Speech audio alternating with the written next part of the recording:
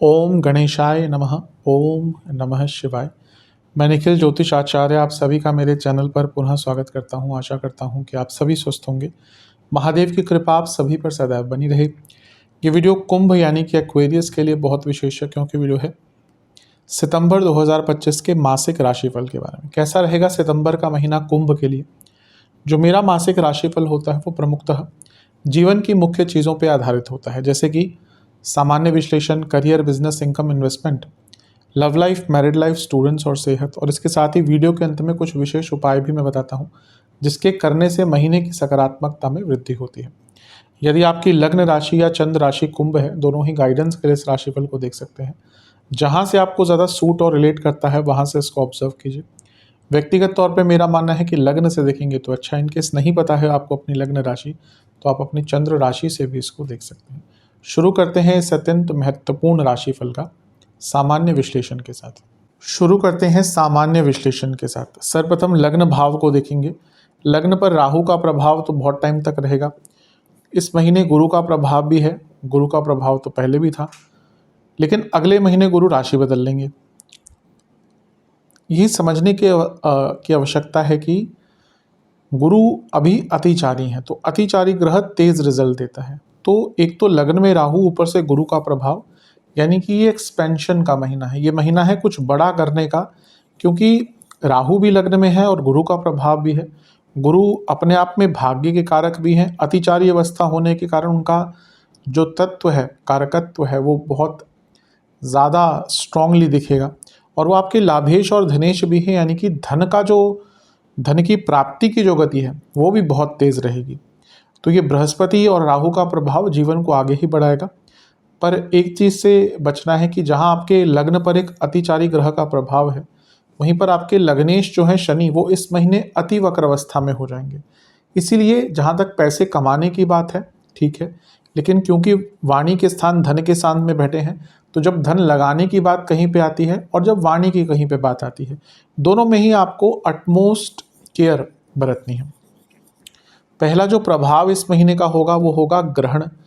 चंद्र ग्रहण लगेगा 7 तारीख को आपके लग्न भाव में ही, तो इससे थोड़ा सा बच के रहिएगा, क्योंकि लग्न में ही ग्रहण लगना यानी कि सेहत पर प्रभाव, मानसिकता पर प्रभाव, इमोशंस पर प्रभाव से, और एक प्रकार से मानसिक सेहत पर भी प्रभाव। तो ये 7 तारीख के आसपास का टाइम थोड़ा कष्टकारी हो सकता है। कोई बहुत बड़ा निर्णय, कोई बहुत इम्पल्सिव निर्णय इस टाइम पे ना लें। अगला प्रभाव मंगल का होगा। क्या गोचर जो अगला होगा मंगल का होगा। 13 तारीख को नवम भाव में मंगल बैठ जाएंगे। तीसरे घर के स्वामी हैं, नवम भाव में आते हैं। ये अपने आप में भाग्य और पराक्रम का योग बनता है, क्योंकि ये पराक्रम है तो ये भाग्य है। और यहाँ से बैठकर मंगल अपने ही भाव को देखेंगे, यानी कि 13 तारीख को जो मंगल का परिवर्तन है ये अपने आप में बहुत श्रेष्ठ है।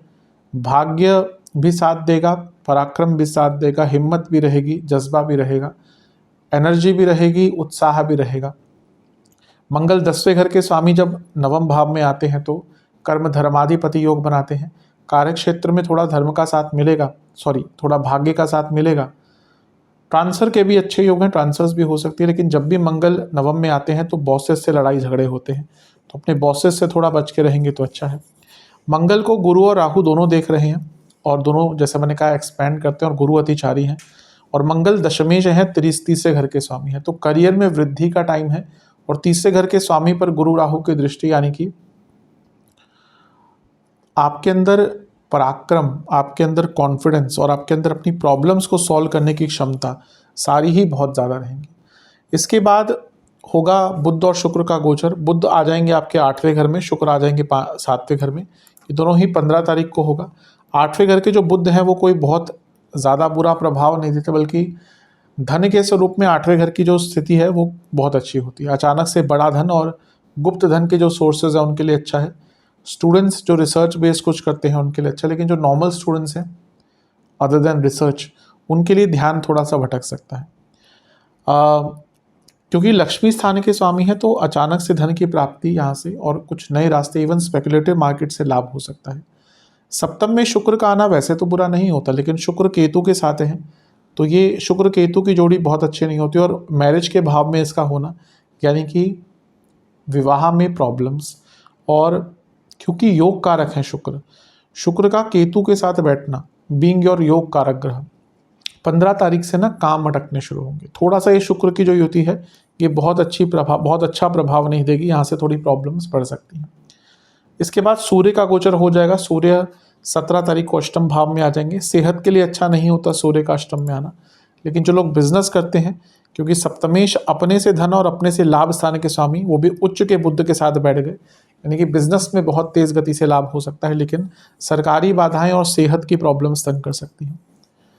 इसके बाद ग्रहण लगेगा 21 तारीख को, और वो जो ग्रहण लग रहा है वो आपके अष्टम में ही लगेगा। ये थोड़ा प्रॉब्लमेटिक है, क्योंकि अष्टम में ग्रहण का लगना, ये होगा सूर्य ग्रहण, साल का आखिरी ग्रहण, ये अचानक से हेल्थ इशू ला सकता है। आप देखिए, एक ग्रहण लगा आपके लग्न भाव में और एक ग्रहण लगा आपके 8वें घर में। षडाष्टक जो ग्रहणों का योग बन रहा है ना, ये इस महीने अचानक से बड़े हेल्थ इश्यूज ला सकता है। क्रॉनिक डिजीज अगर ऑलरेडी चल रही है उससे भी प्रॉब्लम्स, और अचानक से बड़े हेल्थ इश्यूज आ सकते हैं। बहुत केयरफुल रहिएगा। तो इस प्रकार की व्यवस्था है इस महीने की। विशेष प्रेडिक्शन, भाग्य का बहुत साथ मिलेगा, चीज़ों को ठीक करने का अवसर है। एक प्रकार से ये महीना थोड़ा रिफ्लेक्ट करने का भी है कि कहाँ पे गड़बड़ हो रही है, उसको कैसे ठीक करें। पेशेंस दिखानी पड़ेगी कई जगह पे, स्पेशली धन के मामले में। कई जगह पे सक्सेस मिलेगी, लेकिन कुछ ऐसा जो बहुत अनक्लियर हो उस काम को स्टार्ट मत कीजिएगा, वरना जो अच्छी सकारात्मक ऊर्जा है इस महीने की वो खराब हो जाएगी। पैसा आएगा, फिर से कहूँगा बृहस्पति का प्रभाव इतना अच्छा है कि धन आएगा ही। इंग्लिश में 2 शब्द बहुत अच्छे हैं, लेट इट गो, या 3 शब्द, लेट इट गो। वो जो व्यक्ति समझ जाता है ना कि लेट इट गो, वो बहुत सरल और बहुत अच्छा जीवन जीना सीख जाता है। तो इस महीने कई ऐसी चीज़ें होंगी जिसको आपको लेट गो करना पड़ेगा। ये महीना अपने स्किल्स को बेटर करने का भी है, और मैं कहूँगा क्योंकि एक अतिचारी ग्रह का प्रभाव लग्न पर भी है, जो बहुत एम्बिशियस भी बनाता है, at the same time mentally व्यक्ति को कभी कभी अशांत भी करता है। तो थोड़ा मेडिटेशन आदि भी करेंगे ना, वो भी आपको लाभ देगा। तो महीना बुरा तो नहीं है, जो भी मैंने कुछ चीज़ें कही उनका ध्यान दीजिएगा। चलते हैं करियर की तरफ। जहाँ तक जॉब की बात है, कि महीना ठीक ठाक है, ऐसा कोई बहुत बुरा नहीं है। अष्टम 10वें घर के जो स्वामी हैं वो अष्टम में रहेंगे 13 तारीख तक। 13 तारीख थोड़े से अप्स एंड डाउन आते रहेंगे।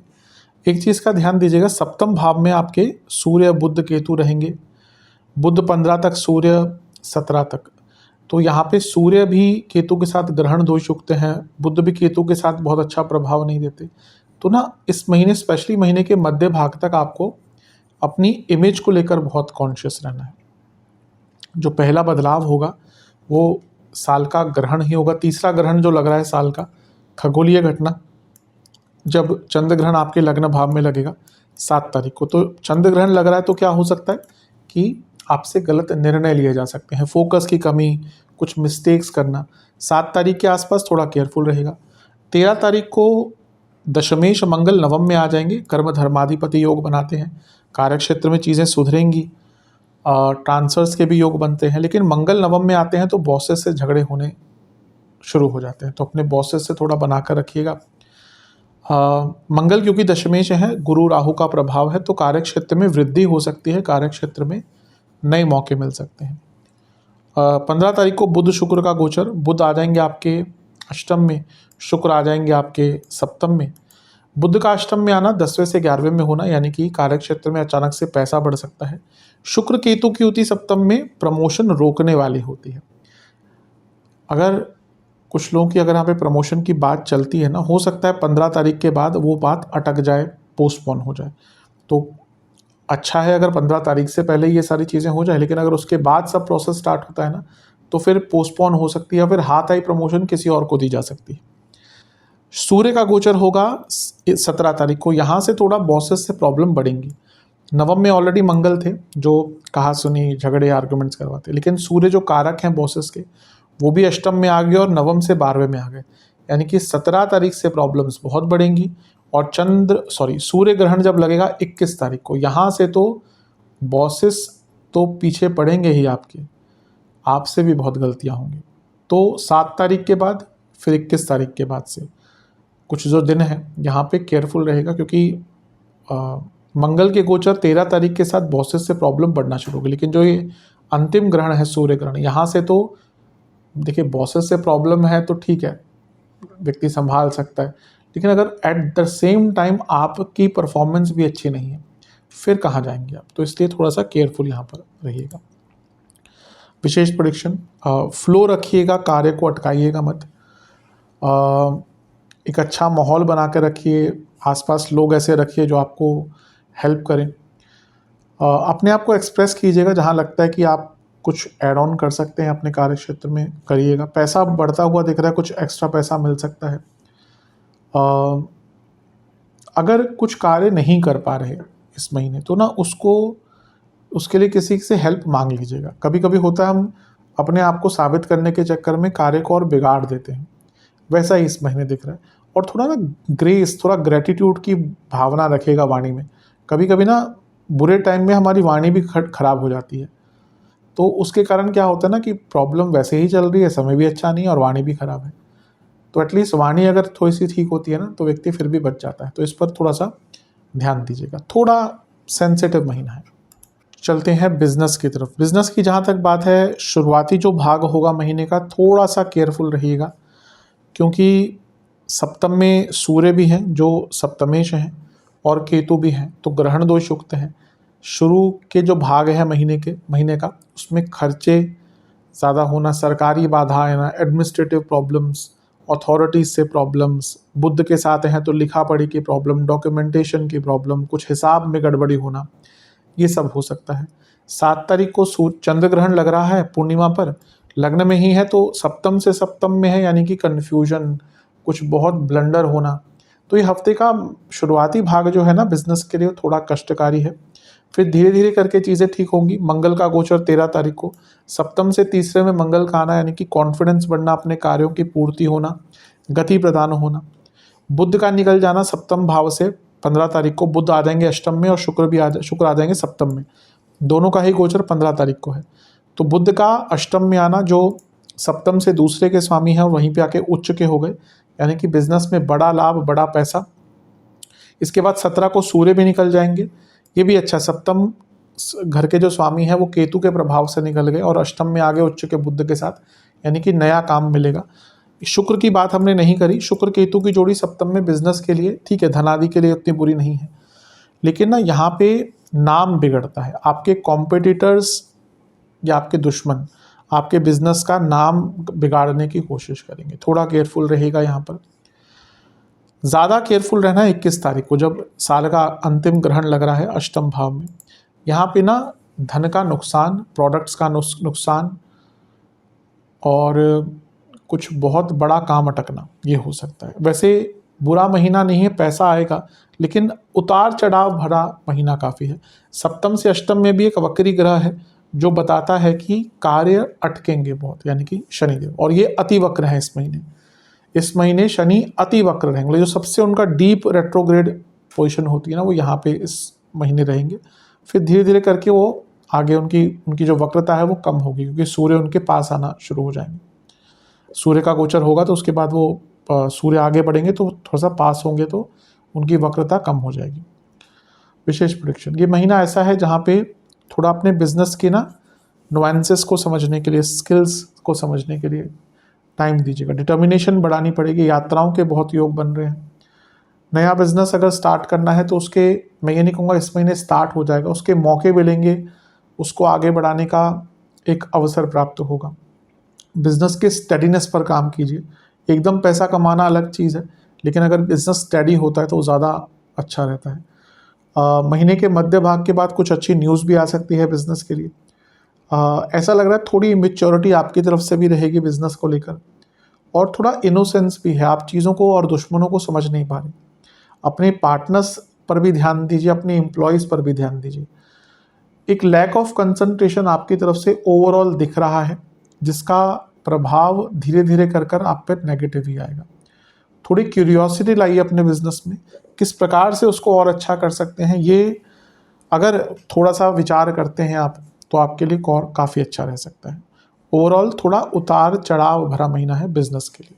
चलते हैं इनकम, इन्वेस्टमेंट और एक्सपेंसेस की तरफ। जहाँ तक इनकम की बात है, बहुत अच्छा महीना। मैंने शुरू में ही कहा था, गुरु अतिचारी हैं और वो लाभेश धनेश है, लग्न को देख रहे हैं। बल्कि बड़ा पैसा, इस महीने बड़ा पैसा आ सकता है। इन्वेस्टमेंट शुरुआती 10 दिन सबसे अच्छे हैं, बीच के 10 दिन में कंट्रोल मैनर में, अंतिम 10 दिन में इन्वेस्टमेंट नहीं करनी है। जहाँ तक खर्चों की बात है, बहुत चेंजेस आ रहे हैं जीवन में, उन चेंजेस को इम्प्लीमेंट करने के लिए खर्चे बहुत होंगे।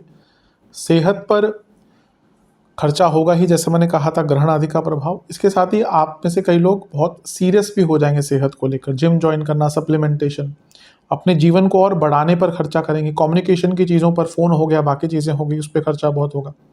घर के रखरखाव से लेकर घर में कुछ सौंदर्यीकरण पर खर्चा होता हुआ दिख रहा है। घर में वृद्ध सदस्य हैं या उन पर खर्चा होगा। अगर आपके घर में पेट्स हैं तो उन पर भी खर्चा काफ़ी होगा। अपने पार्टनर के लिए भी काफ़ी खर्चा करते हुए दिख रहे हैं, और दिखावे पर भी इस महीने बहुत खर्चा होगा कि भाई जो दिखावे की चीज़ें होती हैं उन पर भी काफ़ी खर्चा आपका होता हुआ दिख रहा है। ठीक है, पैसा अच्छा आएगा इस महीने। लव एंड रिलेशनशिप की तरफ चलते हैं। नो कॉन्टैक्ट सिचुएशन, चांसेस हैं, पूरे चांसेस हैं कि बातचीत स्टार्ट हो सकती है। सहजता रखिएगा, सरलता रखिएगा व्यवहार में और पूरे प्रोसेस में चांसेस हैं। जहाँ तक रिलेशनशिप की बात है, उसके भी चांस है, नया रिलेशनशिप स्टार्ट हो सकता है। स्पेशली जो महीने का एकदम अंतिम भाग है वो ज़्यादा अच्छा दिख रहा है। जो लोग रिलेशनशिप में हैं ऑलरेडी, देखिए एक चीज़ है कि पंचम में बृहस्पति है, जो ठीक है, बुरा नहीं होता, लेकिन वो अतिचारी है, तो ना बहुत ज़्यादा एक्सपेक्टेशन मत रखिएगा। रिलेशनशिप को सरल रखिएगा।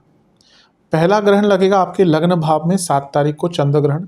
यहाँ से थोड़ी कन्फ्यूजन की स्थिति उत्पन्न हो सकती है। 13 तारीख को मंगल का गोचर पंचम से पंचम में थोड़ा सा एग्रेशन ला सकता है विचारों में। इसके बाद बुध और शुक्र का गोचर होगा, जहाँ से प्रभाव ज़्यादा आएगा, क्योंकि बुध 15 तारीख को आ जाएंगे अष्टम में, शुक्र आ जाएंगे सप्तम में। बुध पंचमेश होने के नाते जब अष्टम में आते हैं तो अनसर्टेनिटी बढ़ती है, और शुक्र की भी केतु से होती रिलेशनशिप के लिए अच्छी नहीं होती, क्योंकि कारक है।